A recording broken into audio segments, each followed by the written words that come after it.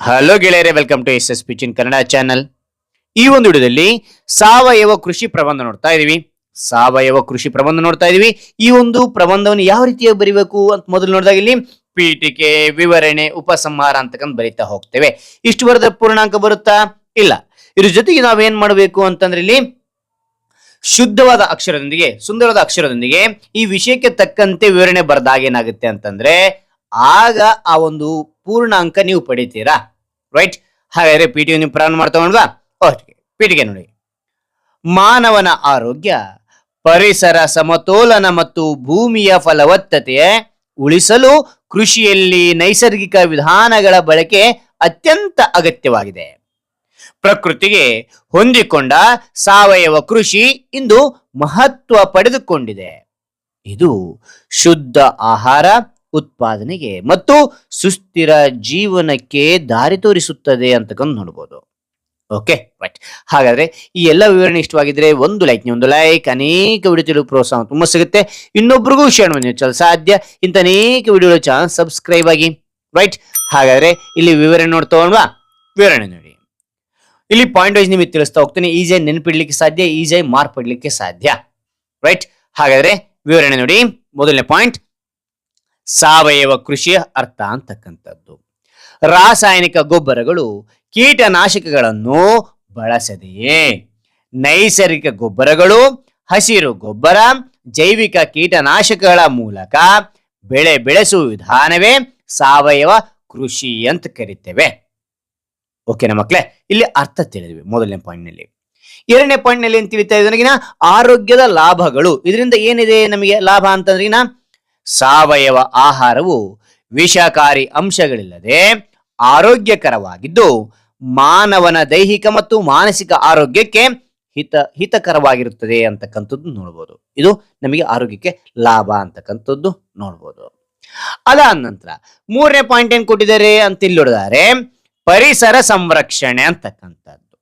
Okay, ಈ ಕೃಷಿಯಿಂದ ಮಣ್ಣು, ನೀರು ಮತ್ತು ಗಾಳಿ ಮಾಲಿನ್ಯ ಕಡಿಮೆಯಾಗುತ್ತದೆ ಅಂತಕ್ಕಂಥ ನೋಡ್ಬೋದು. ಅದಾದ ನಂತರ ಜೈವ ವೈವಿಧ್ಯತೆ ಉಳಿಯಲು ಸಹಾಯ ಮಾಡುತ್ತದೆ ಅಂತಕ್ಕಂಥದ್ದು. ಓಕೆನಾ ಮಕ್ಕಳೇ? ಇದು ಪರಿಸರ ಸಂರಕ್ಷಣೆ ಆಗ್ತದೆ ಅಂತಕ್ಕಂಥದ್ದು. ಮಣ್ಣು, ನೀರು, ಗಾಳಿ ಅಂತಕ್ಕಂಥದ್ದು ಮಾಲಿನ್ಯ ಆಗೋದಿಲ್ಲ ಅಂತಕ್ಕಂಥ ನೋಡ್ಬೋದು. ನಾಲ್ಕನೇ ಪಾಯಿಂಟ್, ಮಣ್ಣಿನ ಫಲವತ್ತತೆ. ಸಾವಯವ ಗೊಬ್ಬರಗಳ ಬಳಕೆಯಿಂದ ಮಣ್ಣಿನ ಪೋಷಕಾಂಶಗಳು ಹೆಚ್ಚಾಗಿ ದೀರ್ಘಕಾಲ ಫಲವತ್ತತೆ ಉಳಿಯುತ್ತದೆ ಅಂತಕ್ಕಂಥದ್ದು ನಾವು ನೋಡ್ಬೋದು. ಹೌದಾ? ರೈಟ್. ಹಾಗಾದ್ರೆ ಇಲ್ಲಿ ಐದನೇ ಪಾಯಿಂಟ್, ರೈತರ ಆರ್ಥಿಕ ಲಾಭ ಅಂತಕ್ಕಂಥದ್ದು. ಆರ್ಥಿಕವಾಗಿ ಹೊಂದ್ತಾರೆ. ವಿವರಣೆ ನೋಡಾರಲ್ಲಿ ಆರಂಭದಲ್ಲಿ ಶ್ರಮ ಹೆಚ್ಚಾದರೂ ದೀರ್ಘಾವಧಿಯಲ್ಲಿ ಖರ್ಚು ಕಡಿಮೆಯಾಗುತ್ತದೆ ಮತ್ತು ಸಾವಯವ ಉತ್ಪನ್ನಗಳಿಗೆ ಉತ್ತಮ ಮಾರುಕಟ್ಟೆ ಬೆಲೆ ದೊರೆಯುತ್ತದೆ ಅಂತಕ್ಕಂಥದ್ದು ಕಂಡು ಬರ್ತೇವೆ. ಓಕೆನಾ? ನೀವು ಅಲ್ಲಿ ಮಾರ್ಕ್ಸ್ ನೋಡಿ, 5 ಮಾರ್ಕ್ ಇದೆ, 3 ಮಾರ್ಕ್ ಇದೆ ಅಂತ ನೋಡ್ತಾ ಹೋಗಿ, ಹೆಚ್ಚಿನ ಪಾಯಿಂಟ್ಸ್ ಬರೀತಾ ಹೋಗಿ. ಓಕೆನಾ? ರೈಟ್. ಆರನೇ ಪಾಯಿಂಟ್, ಹೆಚ್ಚಿನ ಮಾರ್ಕ್ಸ್ ಇದೆ, ಹೆಚ್ಚಿನ ಪಾಯಿಂಟ್ ಬರ್ರಿ. ಇಲ್ಲ 5 ಮಾರ್ಕ್ ಇದ್ರೆ 5 ಪಾಯಿಂಟ್ ನಿಮಗೆ ಈ ಒಂದು 7 ಪಾಯಿಂಟ್ ಒಳಗೆ ಯಾವ ಪಾಯಿಂಟ್ ಈಜಿ ಆಗುತ್ತೆ ಆ ಪಾಯಿಂಟ್ ಬರೆದ್ರು ಸಾಕು. ಓಕೆ. ಅಂತ ಆರನೇದು ಸ್ಥಿರ ಕೃಷಿ ಪದ್ಧತಿ ಅಂತಕ್ಕಂಥದ್ದು. ಮುಂದಿನ ತಲೆಮಾರಿಗೂ ಉಪಯುಕ್ತವಾಗುವ ಶಾಶ್ವತ ಕೃಷಿ ವ್ಯವಸ್ಥೆ ನಿರ್ಮಾಣವಾಗುತ್ತದೆ ಅಂತಕ್ಕಂಥದ್ದು ನೋಡ್ಬೋದು. ನಂತರ 7ನೇ ಪಾಯಿಂಟ್, ನೀರಿನ ಸಂರಕ್ಷಣೆ. ಸಾವಯವ ಮಣ್ಣು ನೀರನ್ನು ಉತ್ತಮವಾಗಿ ಹಿಡಿದಿಟ್ಟುಕೊಳ್ಳುವುದರಿಂದ ನೀರಿನ ಬಳಕೆ ಕಡಿಮೆಯಾಗುತ್ತದೆ ಅಂತಕ್ಕಂಥದ್ದು ನೋಡಬಹುದು ಮಕ್ಕಳೇ. Okay, right. ಅದಾದ ನಂತರ ಇಲ್ಲಿ ಉಪಸಂಹಾರ. ಓಕೆನಾ? ಕೊನೆಗೆ ನಿಮ್ಮದಾಗಿರ್ತಕ್ಕಂಥ ಅಭಿಪ್ರಾಯ ಬರಿತಾ ಹೋಗ್ಬೇಕಾಗುತ್ತೆ ಮಕ್ಕಳೇ. ಓಕೆ, ಉಪಸಂಹಾರ. ಸಾವಯವ ಕೃಷಿಯು ಕೇವಲ ಬೆಳೆ ಬೆಳೆಯುವ ವಿಧಾನವಲ್ಲ, ಬದಲಿಗೆ ಆರೋಗ್ಯಕರ ಜೀವನ, ಪರಿಸರ ಸಂರಕ್ಷಣೆ ಮತ್ತು ಸುಸ್ಥಿರ ಅಭಿವೃದ್ಧಿಯ ಮಾರ್ಗವಾಗಿದೆ ಅಂತಕ್ಕಂಥದ್ದು. ಸರ್ಕಾರ, ರೈತರು ಮತ್ತು ಗ್ರಾಹಕರು ಒಟ್ಟಾಗಿ ಇದನ್ನು ಉತ್ತೇಜಿಸಿದರೆ ಭವಿಷ್ಯದಲ್ಲಿ ಆರೋಗ್ಯಕರ ಮತ್ತು ಸಮೃದ್ಧ ಭಾರತದ ನಿರ್ಮಾಣವಾಗಲಿದೆ ಅಂತಕ್ಕಂಥದ್ದು ನೋಡಬಹುದು.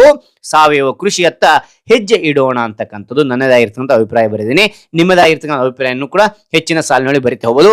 ಡಿಪೆಂಡ್ಸ್ ಅಪಾನ್ ಟೈಮ್ ಹೆಚ್ಚಿತ್ತು, ಸಮಯ ಹೆಚ್ಚಿತ್ತು ಅಂತ ನನಗೆ ಹೆಚ್ಚು ಬರಿತಾ ಹೋಗಿ, ಇಲ್ಲ ಅಂದ್ರೆ ಇಷ್ಟು ಬರೆದ್ರು ಸಾಕು. Okay, right. ಹಾಗಾದ್ರೆ ಎಲ್ಲ ಮಾಹಿತಿ ಇಷ್ಟವಾಗಿದ್ರೆ ಒಂದು ಲೈಕ್, ಅನೇಕ ವಿಡಿಯೋ ಪ್ರೋತ್ಸಾಹ ತುಂಬಾ ಸಿಗುತ್ತೆ. ಇನ್ನೊಬ್ರಿಗೂ ಶೇರ್ ಮಾಡಿ ನೀವು ಸಾಧ್ಯ. ಇಂಥ ಅನೇಕ ವಿಡಿಯೋ ಚಾನಲ್ ಸಬ್ಸ್ಕ್ರೈಬ್ ಆಗಿ. ಮತ್ತೊಂದು ಹೊಸ ವಿಷಯದೊಂದಿಗೆ, ಮತ್ತೊಂದು ಹೊಸ ವಿಡಿಯೋದಿಂದ ಭೇಟಿ ಆಗ್ತೇನೆ. Thank you for watching. Bye bye ಮಕ್ಕಳೇ.